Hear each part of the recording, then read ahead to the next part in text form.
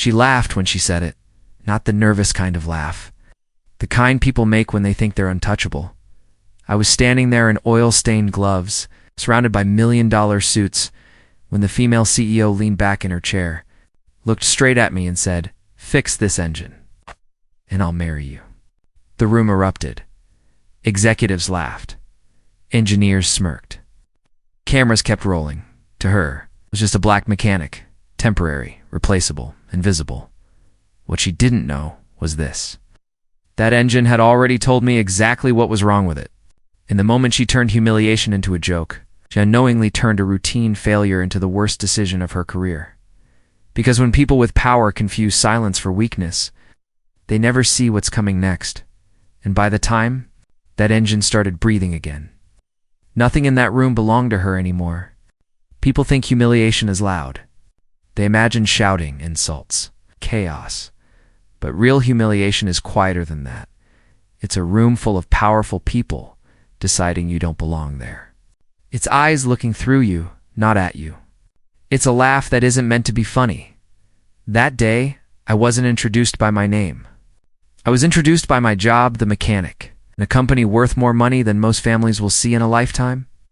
In front of investors who measured humans in percentages and profits, a female CEO decided to remind everyone who she thought had power. She didn't raise her voice. She didn't need to, with a smile sharp enough to cut. She reduced decades of experience into a single joke, and the room followed her lead. What none of them understood was this. I didn't walk into that building to be seen. I walked in to listen because engines don't lie.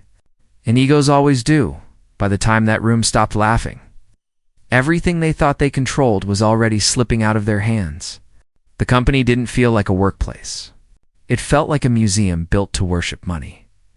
Glass walls, polished floors, awards framed like trophies. Every person inside walked like they were late to something important, except me. I stood near the engine bay while executives hovered around a conference table, talking numbers like they were gossip. 8 figures. 9 figures. Deadlines missed. Investors growing impatient. The engine sat in the center of it all. Silent, expensive, embarrassing that. Silence was costing them millions by the hour. 3 senior engineers had already gone at it. Whiteboards filled. Data projected. Theories stacked on top of theories. Nothing worked. That's when she arrived. The CEO didn't rush. She never did. She walked in like the room owed her attention, and it gladly paid up. Conversation stopped. People straightened their posture. Her eyes moved across the room and landed on me. She didn't ask who I was. She already knew enough to dismiss me. They whispered my role instead of introducing me. The mechanic, not engineer. Not consultant. Just the mechanic. She let out a small laugh, barely audible, like she was amused by the inconvenience of my presence. Then she turned back to the executives and spoke as if I wasn't standing right there. So this is what we're down to now? A few smiles followed. Quiet ones. Safe ones. I watched the engine. Listened while they talked about software updates and supplier disputes. The engine told a different story. A story none of them were trained to hear.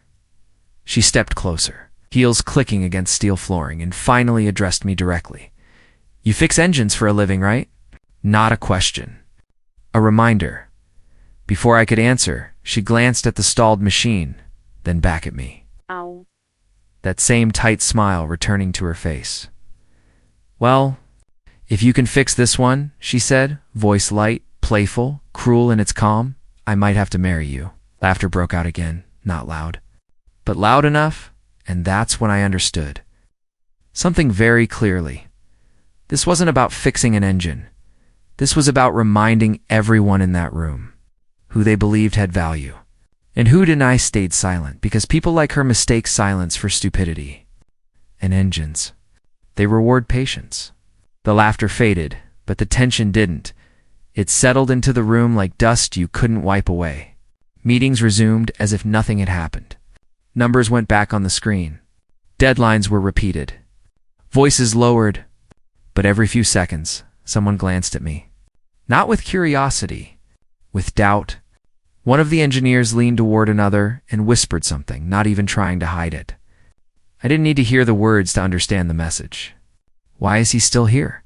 The CEO sat at the head of the table, scrolling through her tablet, completely relaxed. To her, the problem wasn't the engine. The problem was time, and I was something she planned to run out. She spoke again, this time without looking at me.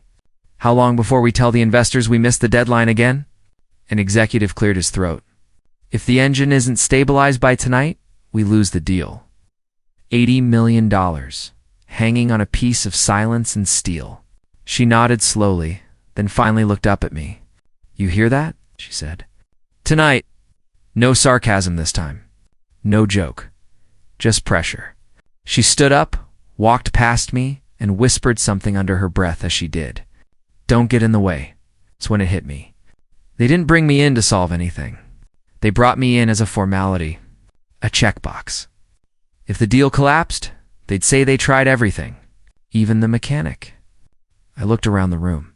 These people had degrees framed on walls, awards on shelves, resumes longer than my arm, and yet none of them had put their hands on the engine. They stared at charts. I listened to metal. I stepped closer to the machine. The room went quiet again. Not because they respected me, but because they thought I was about to embarrass myself. I rested my hand on the engine housing, felt the temperature, the vibration, the hesitation beneath the steel. It wasn't broken. It was being misunderstood. Behind me, the CEO sighed loudly. We don't have time for guessing games, she said. This isn't a garage. I didn't turn around. Because garages teach you something boardrooms never will. Machines don't fail to punish you. They fail because someone refused to listen. And for the first time since I walked in, the engine finally had my full attention. So did everyone else, even if they didn't realize it yet. I didn't learn patience in offices like this. I learned it in places where mistakes didn't cost money. It cost lives. Long before anyone called me the mechanic. I was just a kid following my father through engine rooms that smelled like oil, salt, and heat. He never talked much. He didn't have to. He taught me to place my hand on metal, close my eyes, and listen. Engines talk, he used to say. Most people just don't respect them enough to hear it. While other kids memorize textbooks, I memorize patterns. The way a healthy engine breathes. The way a failing one hesitates before it gives up. That's why. I didn't rush now. Rushing is for people who don't understand the problem. Behind me, the engineers argued again. New theories. New simulations. Same frustration. The CEO paced, phone pressed to her ear. Her voice sharp and controlled. Tell them we'll have an update by the hour, she said. An update, not a solution. I leaned closer to the engine and noticed something subtle. A rhythm that didn't belong. Not where. Not overheating. Something off in the way it responded, like it was fighting itself. I stepped back and looked around the room. Has this engine ever been tested at full operational load? I asked calmly. The room froze. An engineer laughed. Of course it has. We followed every procedure. I nodded. On land? I asked. Silence followed. The CEO turned toward me, irritation flashing across her face. We're not here for trivia, she said. We're here to get this thing running. I looked back at the engine. Some problems don't announce themselves loudly. They wait for the right conditions, and this engine, it wasn't built to fail here. It was built to fail later. No one could see it yet, but I could feel it, because experience doesn't raise its voice. It waits, and lets overconfidence walk straight into a wall. The CEO crossed her arms, the faint smile gone from her face now. Are you saying we did something wrong? She asked, not angry. Not yet curious, the kind that comes right before irritation. I didn't answer her directly. I turned back to the engine. This system wasn't designed for the conditions you're putting it under, I said. Not consistently. One of the engineers scoffed. That's impossible. We followed the manufacturer's specs down to the decimal. I know, I replied calmly. That's the problem. The room shifted. People leaned forward. Not because they believed me, but because they wanted to see how far I'd embarrass myself. The CEO stepped closer. So you're telling me our engineers missed something you caught in 5 minutes? I looked at her then. Truly looked. This isn't about time, I said. It's about experience. I did it. Her expression tightened, jaw setting in place. She turned to the executives. You hear this? She said. We're taking advice now. Then back to me. Fine, she said. You seem confident. She gestured toward the engine bay, toward the investors watching through the glass. Go ahead. You've got everyone's attention. Challenge was no longer private. It was public. A technician tried to hand me tools. I shook my head. I'm not ready to touch it yet. A ripple of disbelief moved through the room. The CEO laughed again, shorter this time. Sharp around the edges, you're not touching it? She asked. So what exactly do you plan to do? I placed my hand back on the engine housing, then stepped away. I'm listening, said. That's when she realized something was wrong, not with the engine, with her certainty, because confidence looks different when it doesn't need witnesses. The room went quiet in a way that made people uncomfortable, not dramatic, not loud, the kind of quiet where egos start sweating. I closed my eyes, not for show, but because sound tells the truth faster when you let it. The engine hummed unevenly, like it was constantly correcting itself. Fighting an argument, it never started. One question, I said, opening my eyes. The CEO smirked. Make it fast. When was the last time this engine ran without live optimization? The engineers exchanged glances. That's irrelevant, one of them said. Real-time optimization is the whole point. I nodded slowly. Exactly.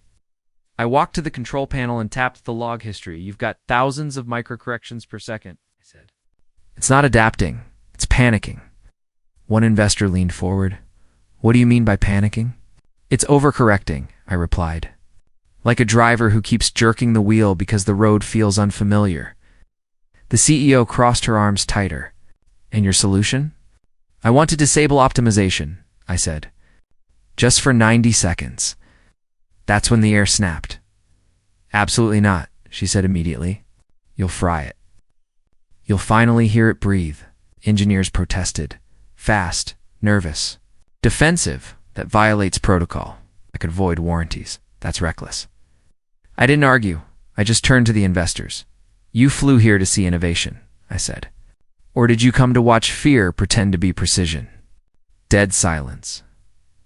The CEO stared at me like she wanted to crush me with her eyes. You messed this up, she said slowly, and you're done. Not just here, everywhere. I met her stare.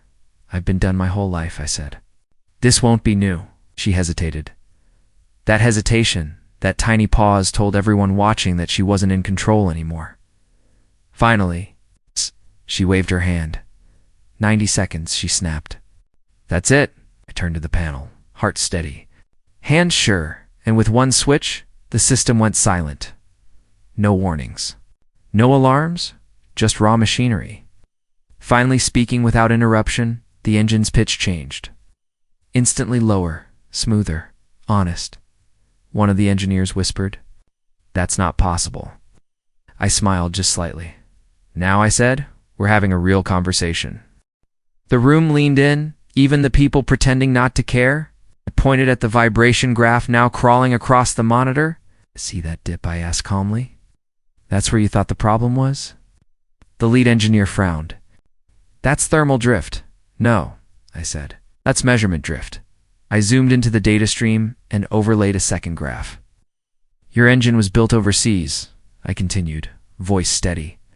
Metric tolerances, tight, precise. I tapped the screen again. But your control software, calibrated in inches. A few heads snapped up. The CEO scoffed. That conversion was tested 100 times. I nodded. On paper. Then I dropped the line that cracked the room. You converted the numbers, I said, but you didn't convert the behavior. Silence. One of the younger engineers swallowed hard. What? What does that mean? It means, I said, turning to face them. Your AI thinks the engine is sloppy, so it keeps correcting something that isn't broken. I tapped the metal casing with my knuckles. This engine isn't overheating, I said. It's being bullied. The investors exchanged looks, I continued, faster now, confident. Every micro-adjustment adds stress. Every fix introduces resistance. By minute 14, it's fighting itself so hard it has no choice but to shut down. The lead engineer's face drained of color. That would mean yes, I cut in. You designed a perfect system and then strangled it with control. The CEO stepped forward. You're guessing, she said sharply. I reached into my pocket and pulled out a thin metal disc. What's that? She asked. A harmonic buffer, I replied. $5 part. A laughter broke out. One engineer actually smirked. You're telling us a $50 fix solves a $2 million problem? I didn't smile. I'm telling you, I said, that ego made this expensive, not complexity. I installed the buffer with precise, practiced movements. No rush, no theatrics. Just someone who'd done this before, long before glass offices and six-figure salaries. When I stepped back, I nodded to the monitoring station. Run it. The engine came alive, smooth, strong, clean. 30 seconds passed. A minute, 2 minutes. The dreaded vibration spike never came. The temperature held steady. A whisper moved through the room like a ghost. At this rate, someone muttered, it won't shut down. The CEO stared at the monitor. Her reflection in the glass looked smaller. At 14 minutes and 37 seconds, the exact failure point, nothing happened. The engine kept running, perfectly. The investors stood up. One of them smiled. The engineering team didn't. Because at that moment, everyone understood the truth. The problem was never the machine. It was who they refused to listen to. And now, they were about to pay for that mistake. The room didn't erupt. It froze. Because when something breaks, people react. But when something that was supposed to fail doesn't, that's when panic sets in. One of the investors cleared his throat. So, he said slowly, eyes still on the engine, how long can it run like this? I checked the monitor once more. Then I looked up. Indefinitely, I replied. As long as you stop fighting your own system. That word indefinitely landed heavy. The CEO crossed her arms. So you expect us to believe, she said, forcing a laugh, that years of engineering were wrong? And you just fixed it in minutes? I met her eyes. No, I said calmly. Your engineers weren't wrong. That surprised her. I continued. They were ignored, overruled, pressured to agree instead of question. A couple of engineers shifted uncomfortably. I turned slightly. Addressing the whole room now, engineers, investors, suits, all of them. Real problems don't come from lack of intelligence, I said. They come from environments where people are punished for being honest. The youngest engineer finally spoke, barely audible. I did flag the conversion issue last year. Every head snapped toward him. The lead engineer stared straight ahead, jaw clenched. The CEO's face tightened. You didn't push hard enough, she said quickly. I didn't raise my voice. Didn't need to. He didn't push, I said, because he already knew what would happen if he did. Silence. One of the investors took a slow step forward. Is that true? He asked the engineer directly. The kid hesitated, then nodded. Yes, he said. We were told to stop questioning decisions once they reached. Upstairs. All eyes drifted, not accidentally, toward the CEO. She opened her mouth, closed it, then tried again. This meeting isn't about internal politics, she said sharply. It's about results. I nodded. You're right, I said. And the results are running right behind you. She turned. The engine was still flawless, still steady, still proving one uncomfortable. Truth after another. One investor smiled, not at her, but at me. Where did you learn this? He asked. I shrugged lightly. By fixing things that mattered, I said. Without committees, without applause. He nodded like that answer settled something for him. Then he said the sentence that changed everything. We'll need you in tomorrow's board review. The CEO snapped her head around. What? He didn't look at her. If this works publicly the way it's working here. He continued, Shareholders deserve to know why it wasn't caught sooner. Her voice dropped. That review is internal. He finally met her eyes. So is accountability. For the first time since I'd entered the building, she looked scared. And she should have been. Because tomorrow wasn't about an engine anymore. It was about who gets credited. And who gets exposed? The boardroom the next morning didn't feel like a room. It felt like a courtroom. Long table. Bottled water untouched.